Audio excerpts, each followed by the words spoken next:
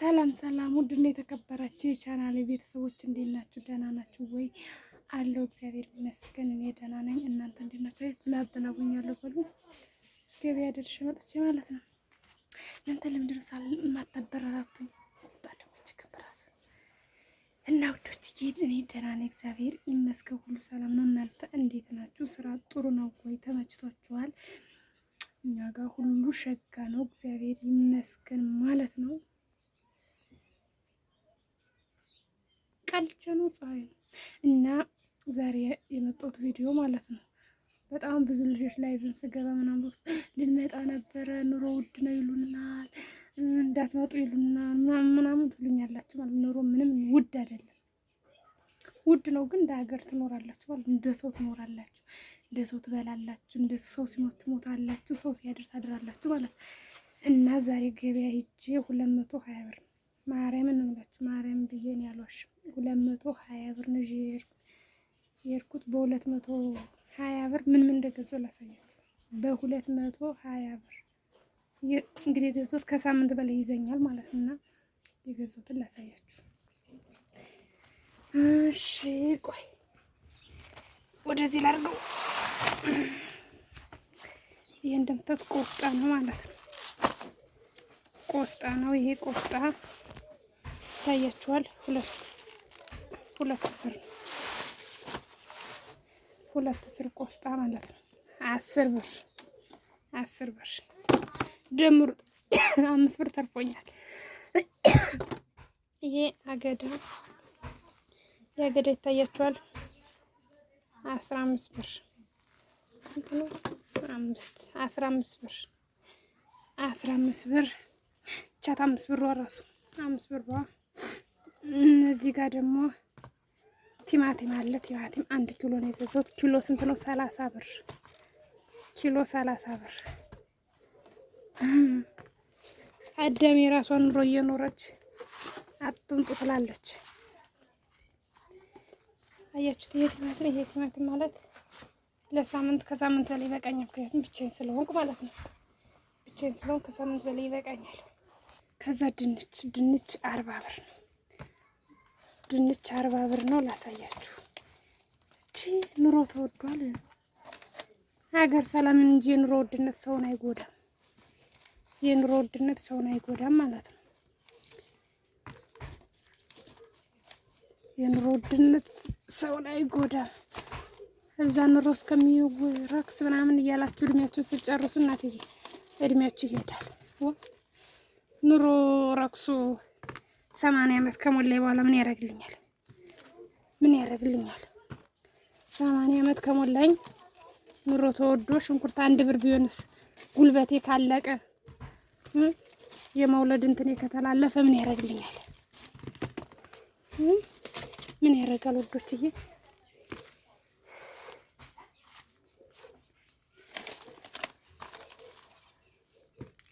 እስኪ ይሄ ሽንኩርታቸው ነው። ይሄ ድንች አያችሁት? ይሄ ድንቹ 120 ብር 3 ኪሎ ድንች ማለት ነው። 3 ኪሎ ድንች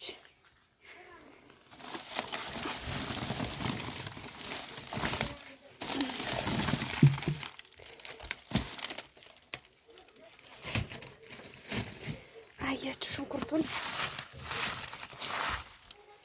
ሽንኩርት 2 ኪሎ 20 ብር። የ40 ብር ሽንኩርት ተመልከቱ። አያችሁት? የ40 ብር ሽንኩርት ድንቹ፣ ቲማቲም፣ ያገደ፣ ቆስጤ 1 2 3 4 5 ነገር ነው። 5 ነገር ነው የገዛሁት። ለአምስቱ ነገር 215 ብር ማለት ነው። 5 ብር ይቺ መልስ ስላለች ማለት ይቺ መልስ ስላለች በዚች ነው። እና ጤፍ ራሱ እግዚአብሔር ይመስገን ቆንጆ ነው። ነው መቼን አስፈጨሁት 85 ብር ነው የገዛሁት። 85 ብር ገዝቼ አስፈጨው ማለት ነው። እና ኑሮ ውድ ነው። እንኳንስ እዚህ ሀገር ማለት ነው እሱ ያላችሁበት ሀገር ራሱ ውድ ነው። ምክንያቱም እዚህ ሀገር ውድ ነው የማይታወቀን ሰዎች ስለሚገዙ አይታወቀንም። ግን እንትን ማለት አለብን። ህይወትን መኖር፣ ልጅ መውለድ፣ ትዳር መያዝ እንደው ትዳሩ ቢቀር ራሱ ልጅ በጣም አስፈላጊ ነው። ልጅ አስፈላጊ ስለሆነ በትንሿ ትኖራላችሁ። ምን ሱፐር ማርኬት ምናምን ማስገዛችሁ ጉሊት ሄዳችሁ ግዝት ምጥጥት ጉሊታችሁን ሄዳችሁ ግዝት ምጥጥ ትላላችሁ ማለት ነው። እና ኑሮ ውድነት እያላችሁ እድሜያችሁን አጨርሱ። ማርያም እንላችሁ። እድሜ ሲሄድ እኮ መውለድን ምንም ሁሉም ይከለክላል። መውለድን እንዲህ ይላል። ጉልበት ደግሞ ማሳደጊያ ከየት ይመጣል? አሁን ኑሮ ተወዶ ሽንኩርት 1 ብር ገብቶ እናንተ እድሜያችሁ ሂዶ ካልሰራችሁበት ምን ታረጉታላችሁ? ዙሮ ያውኑና ጉልበታችሁ ሳለ ግን በ80 ብር ግዝት አድርጋችሁ ምን ለአንድ ቀን እኮ አሁን ያለ ሽንኩርት ወጥ ይሰራል። ምንም ችግር የለው። እንጀራው አይጥፋ እንጂ ማለት ነው። ቲማቲም ምንም ይሄም የቅንጦት ምግብ ነው። እና እንደ ቤታችሁ ትኖራላችሁ ነው የምለው። እኔ እንውታሉ እድሜያችሁን አጨርሱ። ልጅ ውለዱ። እዛ ሀገር ቆይታችሁ መጣችሁ ልጅ እምቢ ይላል። እኔ እምለው ይሄንን ነው ማለት ነው ውዶችዬ። እኔን ደግሞ አበረታቱኝ እያያችሁ እናንተ የምታዩት ፌመሶች ነው። እኛ እርስ በራሳችን ተደጋግፈን እንትን በማለት ዩቲዩባውን ብዙ ሰው ይቀየርበታል። ግን እኛ ምንድነው ያደጉትን ትልልቅ ዩቲዩበሮችን ምናምን ስለምናይ ስለማንደጋገፍ ነው ማለት ነው። የኔ ውዶች ልጅ ላወርዳት ነው። ሙቀት በጣም ነው ያለው ማለት ነው። ሙቀት በጣም አለ እና እንደዛ ነው እንግዲህ እያያችሁ ነው። ማረጋገጫ ይሄው ሁሉ እያያችሁ ነው። ሽንኩርቱ፣ ድንቹ ምናምን አገደው የኑሮ ውድነቱን ወስጄ እንዳልቀርጸው ስልኬን ይወስዱብኛል ብዬ ነው እንጂ ሰው አሳያችሁ ነበር። ግን ማርያም አንድ ነገር እንትን አላልኩም። እንደዚህ ነው የገዛሁት ማለት ነው ውዶችዬ። የጉልት ገበያ ግዙ፣ እናቶች ጋር ግዙ።